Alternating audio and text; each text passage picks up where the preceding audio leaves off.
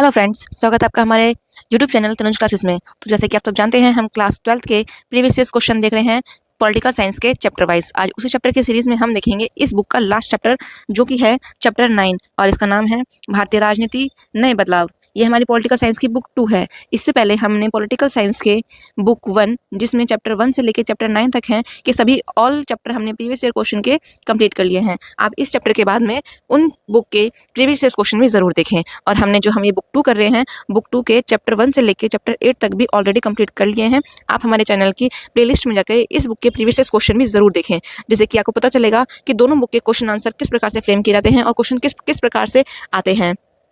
अगर आप हमारे चैनल पर नए हैं तो हमारे चैनल को लाइक, सब्सक्राइब और शेयर जरूर करें। ये जो आपके प्रीवियस ईयर क्वेश्चन लेके आए गए हैं, ये बहुत रिसर्च के बाद लाए गए हैं, जिससे कि आपको आने वाले एग्जाम में 80+ मार्क्स गेन करने में आपकी हेल्प करें। और ये सभी क्वेश्चन वो क्वेश्चन हैं जो एग्जाम में कई बार रिपीट किए गए हैं, और उनकी रिपीटेशन के कारण वो क्वेश्चन अपने आप में इंपॉर्टेंट हो जाते हैं। इसलिए आप सभी इन क्वेश्चन को जरूर से जरूर ध्यान से देखें, जो कि आपको पेपर में हेल्प करेंगे और आंसर फ्रेम करने में भी आपकी मदद करेंगे। अब हम स्टार्ट करते हैं अपने प्रीवियस ईयर क्वेश्चन चैप्टर 9 के बुक 2। इस चैप्टर का इंग्लिश में नाम है recent development in Indian politics. अब हम इसके क्वेश्चन देखते हैं। पहले आते हैं 1 मार्कर क्वेश्चन, जो कि इसमें फर्स्ट क्वेश्चन है, उन 2 गठबंधन मोर्चों के नाम बताइए जिन्होंने क्रमशः 1989 और 1996 में केंद्र में सरकार बनाई थी। मतलब ऐसे अलाइन फ्रंट के हमें नाम बताने हैं जिन्होंने अपने केंद्र में सरकार बनाई थी इन वर्षों में। तो इसका आंसर है केंद्र में सरकार बनाने वाले 2 गठबंधन मोर्चे हैं। पहला है राष्ट्रीय मोर्चा, दूसरा है संयुक्त मोर्चा। इसने 1989 में बनाई थी राष्ट्रीय मोर्चा ने, और संयुक्त मोर्चा ने 1996 में बनाई थी। अब हम देखते हैं नेक्स्ट क्वेश्चन, जो कि है भारत में केंद्र में गठबंधन सरकार का युग किस वर्ष शुरू हुआ था। इसका आंसर है भारत में केंद्र में गठबंधन सरकार का युग 1989 में शुरू हुआ था, जैसा कि आप सब जानते हैं, जब राष्ट्रीय मोर्चे की सरकार बनी थी उस वर्ष में।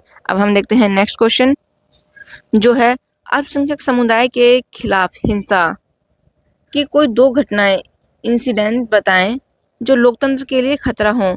मतलब हमें ऐसे वायलेंस अगेंस्ट माइनॉरिटी कम्युनिटी के लिए बताने हैं जो इसमें अल्पसंख्यकों के खिलाफ हिंसा की गई थी। तो इसमें से हम देख लेते हैं इसका आंसर, अल्पसंख्यक समुदाय के खिलाफ हिंसा की 2 घटनाएं जो लोकतंत्र के लिए खतरा हैं, वे हैं सिख विरोधी दंगे, दूसरा है मुस्लिम विरोधी दंगे। सिख विरोधी दंगे कब हुए थे? 1984 में, जैसा कि आप सब जानते हैं कि अमृतसर में जो किया गया था, वे हैं सिख विरोधी दंगे। और मुस्लिम विरोधी दंगे 2002 में, लगभग ये गोधरा कांड के आसपास की प्रक्रिया है। नेक्स्ट क्वेश्चन है, किस वर्ष कांग्रेस पार्टी ने 415 लोकसभा सीटें जीती, मतलब विन हुई? उस समय प्रधानमंत्री कौन बने? तो इसका आंसर है 1984 में लोकसभा चुनाव में कांग्रेस पार्टी ने 415 सीटें जीती और उस समय राजीव गांधी प्रधानमंत्री बने। राजीव गांधी कितने सीट से प्रधानमंत्री बने थे? अगर ये क्वेश्चन आ जाए तब भी इसका आंसर यही होएगा, 415 सीटों से उन्होंने अपना बहुमत प्राप्त किया और वे प्रधानमंत्री बने। नेक्स्ट क्वेश्चन है, बाबरी मस्जिद को क्यों गिराया गया? इसमें बाबरी मस्जिद लिखा है, डेमोलिश मतलब होता है गिराना। इसका आंसर देख लेते हैं, कुछ संगठन बाबरी मस्जिद के स्थान पर मंदिर के निर्माण का समर्थन कर रहे थे। मतलब उस जगह पर मस्जिद न होकर मंदिर था, और वे राम मंदिर निर्माण के लिए स्वैच्छिक सेवा को कार सेवा के रूप में जाना जाता था। हजारों लोग अयोध्या में एकत्र हुए। अंततः उन्होंने भगवान राम मंदिर के निर्माण के लिए भूमि खाली करने के लिए बाबरी मस्जिद को ध्वस्त कर दिया। मतलब जो बाबरी मस्जिद गिराई गई थी, वहाँ पे लोगों का मानना था जहाँ पे मस्जिद है वहाँ पे पहले मस्जिद न होकर मंदिर था, और इसके लिए एक स्वैच्छिक सेवा के रूप में कार सेवा शुरू की गई थी। पर जो कार सेवा शुरू की गई थी, वो लोग अयोध्या गए और उन्होंने वहाँ जाकर राम भूमि खाली करवाने के लिए बाबरी मस्जिद को ध्वस्त कर दिया। अब हम देखते हैं नेक्स्ट क्वेश्चन, जो कि है मंडल आयोग, मंडल कमीशन क्या था? इसकी नियुक्ति, अपॉइंटमेंट कब हुई थी? इसे मंडल आयोग के बारे में बताना है, ये क्या था? इसका आंसर है, मंडल आयोग की स्थापना 1 जनवरी 1979 को सामाजिक और शैक्षणिक रूप से पिछड़े वर्ग की पहचान के मानदंड निर्धारित करने के लिए की गई थी। आपने अपने स्कूल में भी देखा होगा, जब किसी का हम पार्टीशन करते हैं स्टूडेंट का, मतलब वैसे तो करना नहीं चाहिए, पर जो होते हैं मतलब उनको आरक्षण देने के लिए, तो उसमें आपने देखा होगा एक वर्ग होता है SC, एक वर्ग होता है एसटी और एक वर्ग होता है ओबीसी। जो ये ओबीसी वर्ग है इसी को बोलते हैं पिछड़ा वर्ग, और इसी के लिए मंडल बनाया गया था, इसी के लिए आयोग बनाया गया था, मंडल आयोग इसका नाम था। ठीक है, अब हम देखते हैं नेक्स्ट क्वेश्चन जो कि है अब 2 मार्कर क्वेश्चन। क्वेश्चन है मंडल आयोग के अध्यक्ष चेयरपर्सन कौन थे? उनके द्वारा की गई किसी एक सिफारिश रिकमेंडेशन का उल्लेख करें। मतलब किसी एक सिफारिश के बारे में बताना है। आंसर देख लेते हैं। भारत में मंडल आयोग की स्थापना 1979 में जनता पार्टी सरकार के द्वारा की गई थी। प्रधानमंत्री मोरारजी देसाई, उस समय प्रधानमंत्री कौन थे? मोरारजी देसाई के अधीन मंडल आयोग की 2 सिफारिशें इस प्रकार है। इसने एक पूछा है, हमने 2 बता देते हैं। पहला है सार्वजनिक सेवा में 27% आरक्षण अन्य पिछड़े वर्ग के लिए आरक्षित किया जाए। मतलब अगर 100 जॉब हैं तो उसमें से 27 जो हैं वो ओबीसी के लिए होंगी। नेक्स्ट है अन्य पिछड़े वर्ग के लिए विशेष रूप से चलाए जाने वाले कल्याणकारी कार्यक्रम का वित्त पोषण भारत सरकार द्वारा किया जाना चाहिए। कल्याणकारी कार्य कौन से होते हैं? जिसमें कि किसी भी वर्ग के, ये कल्याणकारी किसी एक वर्ग से संबंधित न होकर ऐसे वर्ग से संबंधित हैं जो अपने लिए कार्य करने में सक्षम नहीं हैं। कल्याणकारी कार्य में देख सकते हैं जैसे कि हॉस्पिटल की सेवाएं, सरकारी हॉस्पिटल, वहाँ पर आपका मुफ्त इलाज किया जाता है, ये एक कल्याणकारी योजना है। जो विधवा लोग होते हैं, विधवा औरतें होती हैं, जो बुजुर्ग लोग होते हैं, उनको पेंशन दी जाती है, ये भी कल्याणकारी योजना है। इसी प्रकार की योजनाएं हैं, उन्हें रोजगार में दी गई थी, उन्हें आरक्षण दिया गया था, पेंशन दी गई थी, इस प्रकार के कल्याणकारी कार्य चलाए गए थे। अब हम देखते हैं इसका नेक्स्ट क्वेश्चन। क्वेश्चन है भारत की राजनीति पर 1989 के चुनाव के किन्हीं 2 प्रभाव इफेक्ट का पर प्रकाश डालना है। जो 1989 में चुनाव हुआ था उस पर तो प्रकाश को देख लेते हैं हम इसमें इसके आंसर के रूप में। भारतीय राजनीति पर 1989 के चुनाव में 2 प्रभाव देख लेते हैं। पहला है कांग्रेस प्रणाली का अंत, अर्थात पार्टी प्रणाली में पहले जैसी केंद्रीयता का अभाव हो गया था। जैसे कि आप सब जानते हैं कि 1971 तक के चुनाव में इंदिरा गांधी के रूप में सिर्फ एक पार्टी का प्रभुत्व था, वो थी कांग्रेस पार्टी। अब उसका अंत हो गया था। नेक्स्ट पॉइंट है भारतीय राजनीतिक व्यवस्था में गठबंधन राजनीति की शुरुआत हो गई। जब केंद्रीकरण का अंत हो गया तो गठबंधन सरकार की शुरुआत होगी। दोनों पॉइंट एक दूसरे से रिलेटेड है, जैसे कि आप सब देख सकते हैं।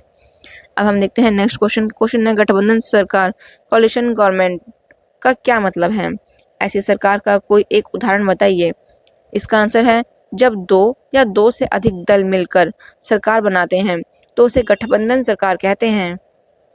जैसे यूपीए, एनडीए आदि।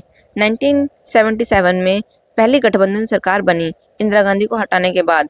ठीक है, और जो ये यूपीए है, यहाँ पर देख लेते हैं यूपीए और एनडीए। जो यूपीए है इसकी लीड है कांग्रेस और जो एनडीए है इसकी लीड है बीजेपी।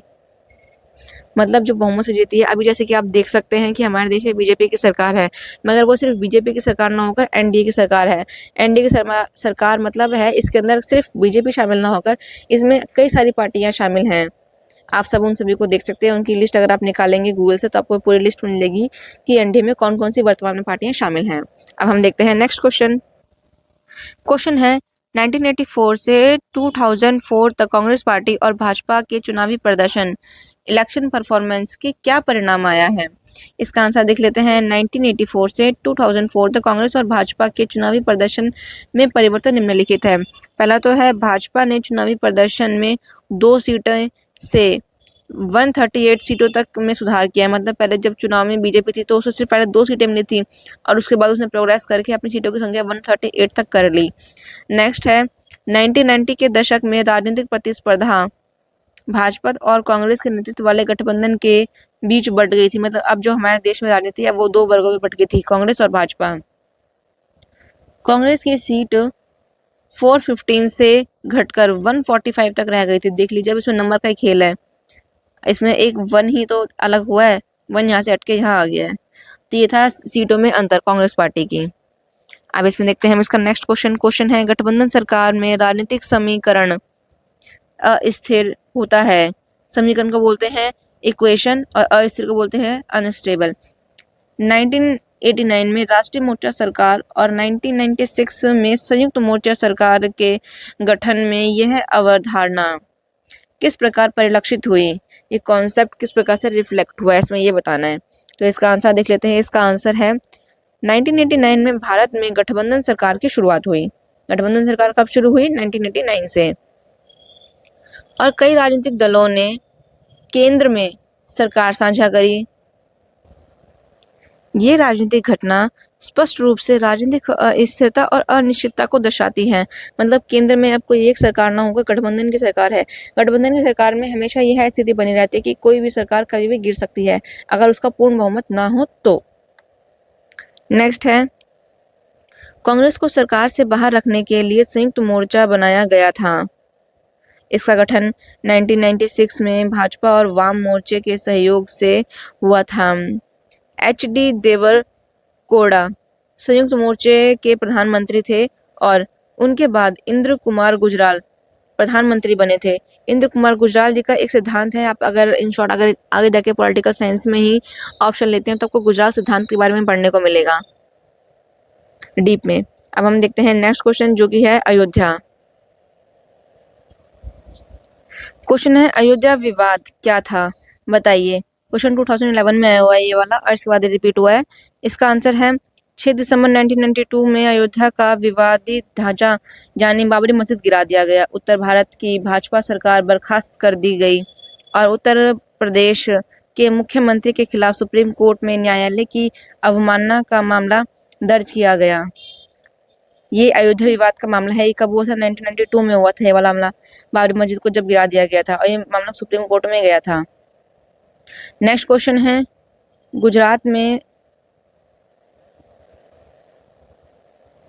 गुजरात में हुए मुस्लिम विरोधी दंगे का मुख्य कारण क्या था? इसका आंसर देख लेते हैं। फरवरी मार्च 2002 में गुजरात में मुसलमानों के खिलाफ बड़े पैमाने पर हिंसा हुई क्योंकि पहला है, गोधरा स्टेशन पर साबरमती एक्सप्रेस ट्रेन में एक बोगी में आग लगा दी गई जो कार सेवकों से भरी थी। वे अयोध्या से लौट रहे थे, मतलब अयोध्या से वापस आ रहे थे। नेक्स्ट है, इस आगजनी में मुसलमानों का हाथ होने का संदेह होने के कारण अगले दिन गुजरात में मुसलमानों के खिलाफ बड़े पैमाने पर हिंसा शुरू कर दी गई थी। ये 2002 का मामला क्यों हुआ था? क्योंकि जब लोग अयोध्या को तोड़कर वापस आ रहे थे, कार सेवक वापस आ रहे थे, तो उनकी बोगी में आग लगा दी गई थी और जो इनका संदेह है वो मुसलमानों पर डाल दिया गया था। इसलिए यह विवाद हिंसा में भी बदल गया, जिसे गोधरा कांड के नाम से जाना जाता है। अब हम देखते हैं 4 मार्कर क्वेश्चन।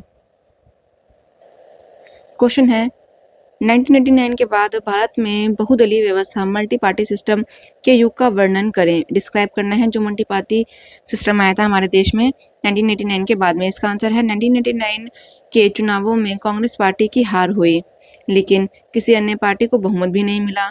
हालांकि कांग्रेस लोकसभा में सबसे बड़ी पार्टी थी, लेकिन उसके पास स्पष्ट बहुमत नहीं था। मतलब बहुमत वाली पार्टी कोई नहीं थी 1989 के चुनाव में, पर कांग्रेस के पास में सबसे ज़्यादा सीटें थी, पर उसके बाद में स्पष्ट बहुमत नहीं था, जिसके कारण वो सरकार नहीं बना पाई। अब हम इसका नेक्स्ट पॉइंट देख लेते हैं। कांग्रेस पार्टी की पराजय से भारतीय पार्टी, जिसे बीजेपी बोल सकते हैं, प्रणाली पर कांग्रेस के प्रभुत्व में अंतर को चिन्हित किया। 60 के दशक के उत्तरार्ध, एक होता है उत्तरार्ध और एक होता है पूर्वार्ध। आपको मेरे को इन दोनों में अंतर बताना है कि क्या अंतर होता है इनमें। कांग्रेस पार्टी के प्रभुत्व को चुनौती दी गई, लेकिन इंदिरा गांधी के नेतृत्व में कांग्रेस राजनीति में अपनी प्रमुख स्थिति पुनः स्थापित करने में सफल रही। ठीक है, इंदिरा गांधी के नेतृत्व में तो उन्होंने प्राप्त करी थी 1971 के चुनाव में। 60 के दशक में कांग्रेस की प्रमुख स्थिति को एक और चुनौती मिली। हालांकि इसका मतलब यह नहीं था कि इसकी जगह लेने के लिए कोई दूसरी पार्टी उभरी। इस तरह बहुदलीय व्यवस्था का युग शुरू हो गया 90 के दशक से। नेक्स्ट क्वेश्चन पॉइंट है इसका। नेक्स्ट पॉइंट है, निश्चित रूप से हमारे देश में हमेशा से ही बहुत सारी राजनीतिक पार्टियां चुनाव लड़ती रही हैं। हालांकि संसद में हमेशा से कोई राजनीतिक पार्टी के प्रतिनिधित्व रहे हैं, कई पार्टियों के राजनीतिक प्रतिनिधित्व रहे हैं।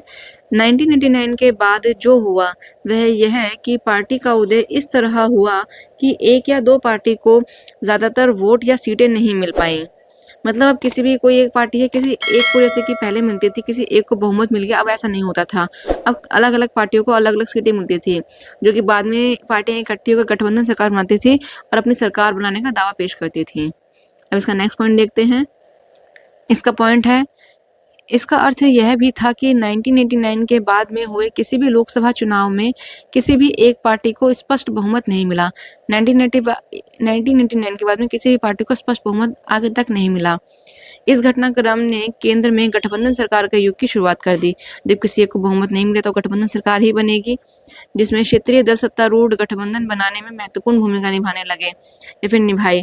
अब जो क्षेत्रीय दल होते हैं ना किसी भी राज्य के, उनकी महत्वपूर्ण भूमिका उभर कर सामने आने लगी, क्योंकि वो किसी भी एक बड़े वर्ग का प्रतिनिधित्व करते थे, जिसका गठबंधन सरकार अपने वर्ग में शामिल होने के लिए प्रमुख प्रयास करते थे, ताकि वो वर्ग हमें शामिल हो जाए और हमें सरकार बनाने का अवसर मिले।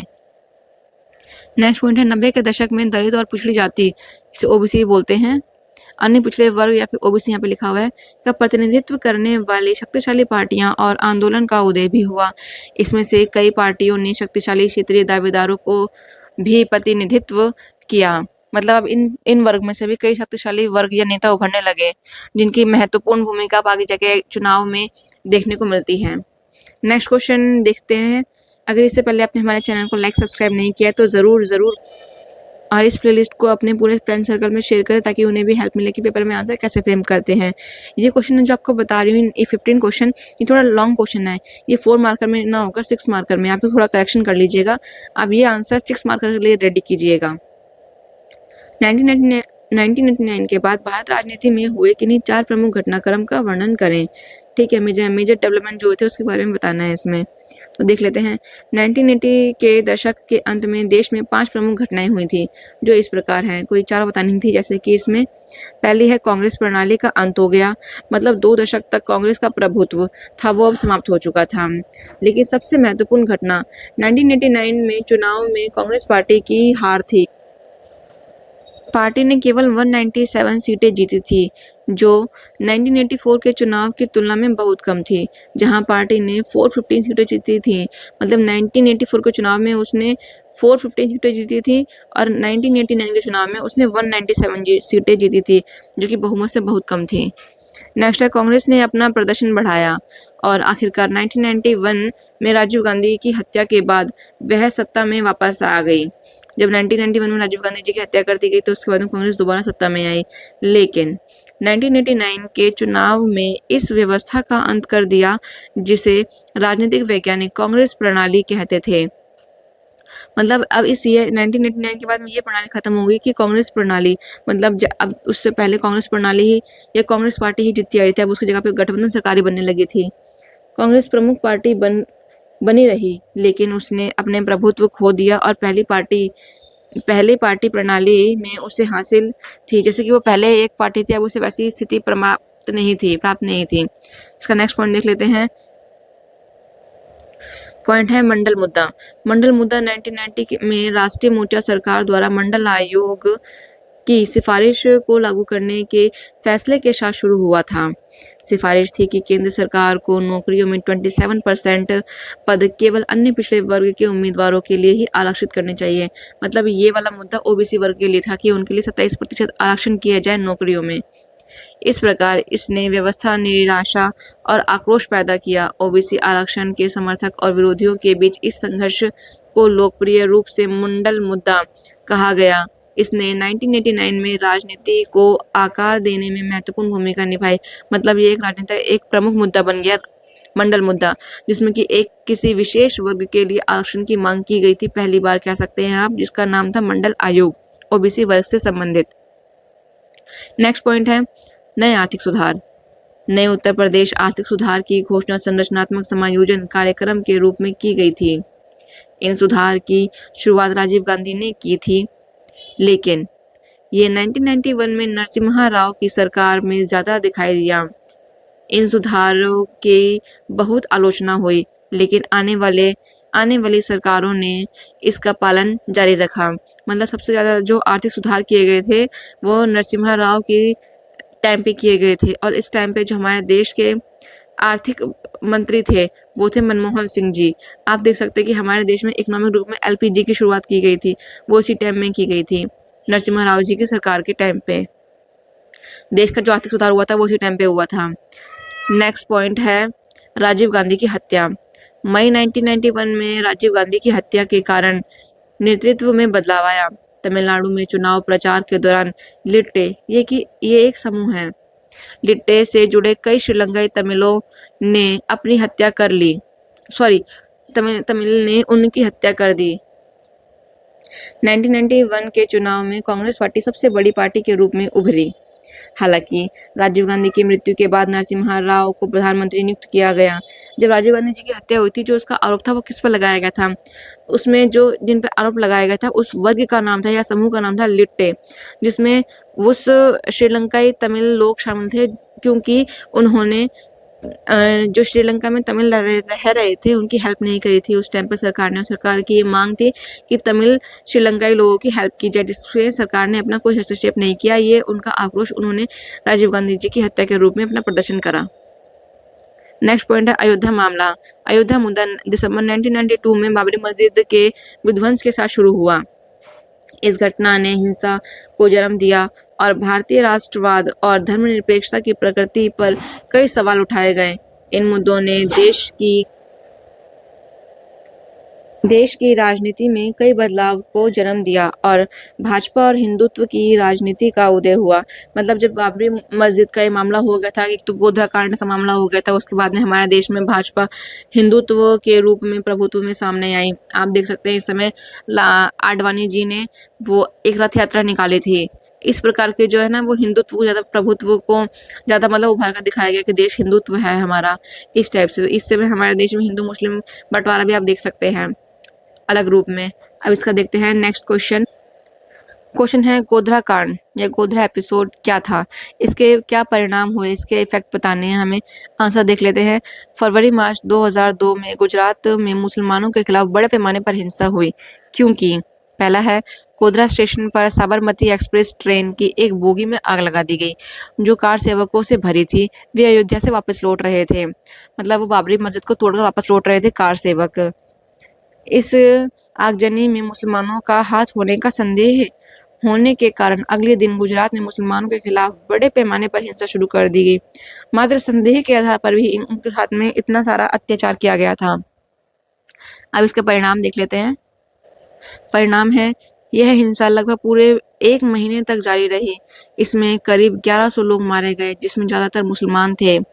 नेक्स्ट है राष्ट्रीय मानवाधिकार आयोग ने इस सांप्रदायिक हिंसा को नियंत्रित करने, पीड़ितों को राहत प्रदान करने और इस हिंसा के अपराधियों पर मुकदमा चलाने में विफल रहने के लिए गुजरात सरकार की भूमिका की आलोचना करी। मतलब जो हमारे देश में मुसलमानों के खिलाफ जो अत्याचार किए गए थे, इसका राष्ट्रीय मानवाधिकार आयोग ने, जो मानवाधिकार से संबंधित मुद्दों को उठाता है, उसने उस टाइम पर गुजरात सरकार के जो लीडर थे, मतलब मुख्यमंत्री थे, उनकी भी आलोचना करी।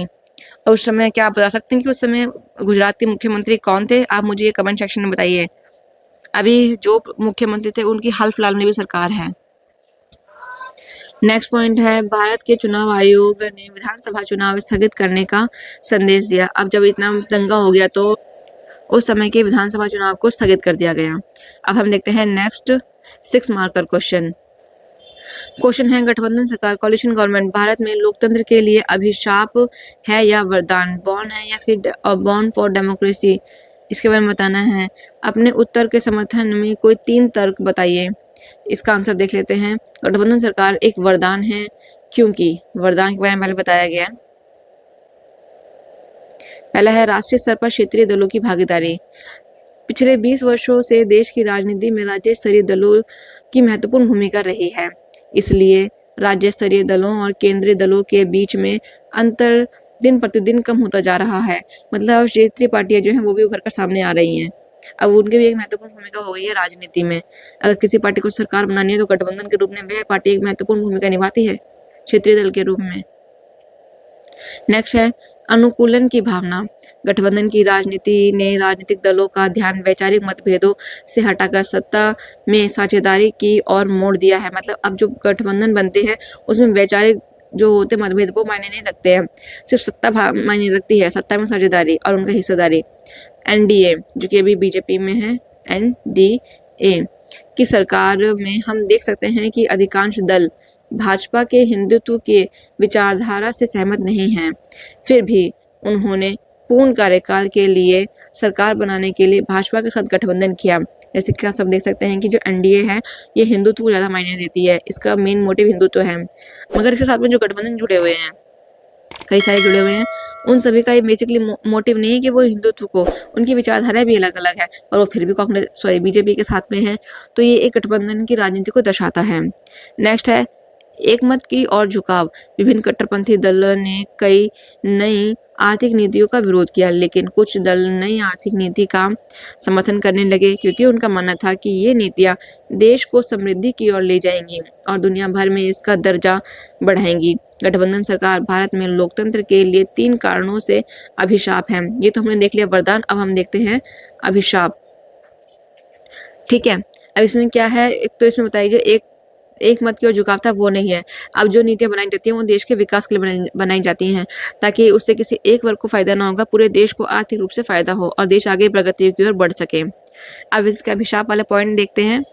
फर्स्ट है अस्थिर सरकार। गठबंधन सरकार का अपना हित होता है और वे अपने स्वार्थ के लिए लड़ते हैं, इसलिए न केवल विभिन्न मोर्चे पर का बल्कि सरकारों का भी विघटन होता है। अस्थिर सरकार होती है जब कोई गठबंधन सरकार बनती है तो उसके गिरने की संभावना हमेशा बनी ही रहती है। नेक्स्ट पॉइंट है राजनीतिक अवसरवादिता। गठबंधन के आधार पर गठित सरकार स्वार्थी होती है, सिर्फ अपने लिए कार्य करती है वो, क्योंकि अवसरवादी सत्ता लोलुप और बेईमान राजनेता केवल अपने स्वार्थ पर ही जोर देते हैं। अब जो गठबंधन सरकार का गठन हुआ है तो उसमें जो लीडर हैं वो सिर्फ अपने लिए ही कार्य करते हैं, ना कि जनता के हित के लिए। नेक्स्ट है ध्रुवीकरण का अभाव। गठबंधन सरकार राजनीतिक ताकतों के ध्रुवीकरण के आधार पर नहीं बल्कि सत्ता हथियाने और निहित स्वार्थ के लिए बनाई जाती है। राजनीतिक ध्रुवीकरण के लिए समान विचारधारा वाली पार्टियों में भी कोई ईमानदार इच्छा नहीं रही है। मतलब जो ध्रुवीकरण का भाव हो जाता है, जो भी गठबंधन सरकार बनती है वो अपने निजी स्वार्थ के लिए कार्य करती है, जिन कल्याण के लिए कम से कम कार्य किए जाते हैं। अगर कोई कल्याणकारी कार्य किए भी जाते हैं तो उसमें उस गठबंधन के अंदर मतभेद होता है।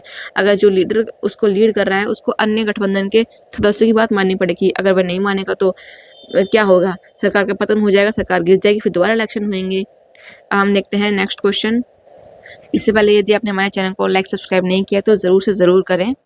अब हम देखते हैं नेक्स्ट क्वेश्चन है 2 दलीय प्रणाली को लोकतांत्रिक प्रणाली के लिए सबसे अच्छा रूप बेस्ट फॉर्म माना जाता है। दूसरी ओर भारत में बहुदलीय प्रणाली है। भारत में बहुदलीय प्रणाली के लाभों का आंकलन करें। ठीक है, हमें इससे ना एसेंस बताने हैं इसके एडवांटेज के।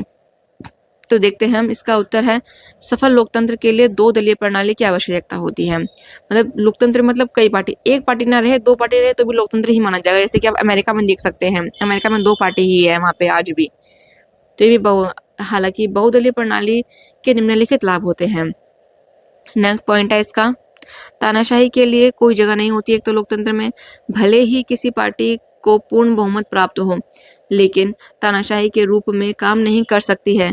बहुदलीय प्रणाली लोकतंत्र सरकार प्रदान करती है। बहुदलीय प्रणाली लोकतंत्र सरकार की ही होती है, इसलिए यदि सबसे बड़ी पार्टी ऐसा करने की कोशिश करे तो अन्य पार्टी उसका समर्थन वापस ले लेती है। अगर कोई पार्टी तानाशाही के रूप में कार्य करे तो जो अन्य पार्टियां उसका विरोध कर सकती है। जैसे कि आप देख सकते हैं, लोकतंत्र देश की यही तो पहचान है।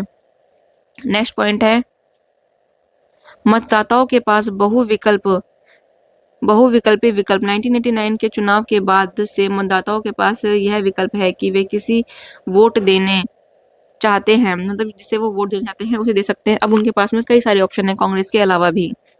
वे बहुदलीय प्रणाली का एक और लाभ है, मतलब ऑप्शन एक नहीं कई होते हैं। नेक्स्ट है जनता की राय का सच्चा प्रतिबिंब।